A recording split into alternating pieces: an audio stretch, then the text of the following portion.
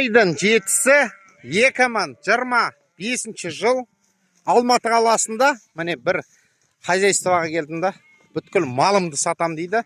800 бас қозылы қой, өздеріңіз ойланыңыздаршы. 200 бас сек, 200 бас ешкі, 150 бас жылқы, 100 бас сиыр. Именно хозяйствоның бәрін сатам дейді да. Кейбіреулер адамдар бар ғой, енді ақшалары көп, қайсы бизнеске саламыз деп білмей жүрді. Осындай мал алып бақсаңыздар болады ғой. Дайын бизнес, жұмысшылар бар, бәрі бар. Тек қана ақша саласыздар, соны жүргізетін инвесторлар секілдер болатын болса, маған хабарлассаңыздар болады. Мен ұялы телефоным 8776 813 45 79. Лайктарыңызды аямайын басып қойыңыздар. Мен ана жолы орысша осы TikTok каналда айтқам ғой.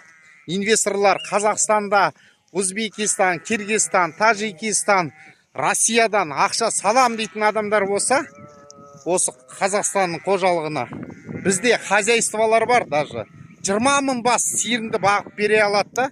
Там 50 на 50 келіссеңдер болды ғой.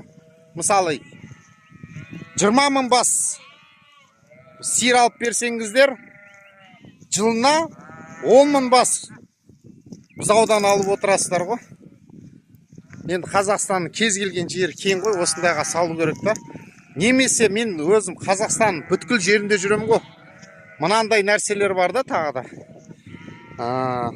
Кейбіреулер жерде хозяйстволар бар. 7 миллиондық, 5 миллиондық. Кімге қандай кеңес керек, или мал біреуге бақыстам, қостыртам дейтін адамдар болса, маған хабарласыңыздар. Мен ұялы телефоным 8700 697 64 62. Лайктарыңызды басып қойыңыздар. Кез келген адам көрсін біздің TikTok каналды.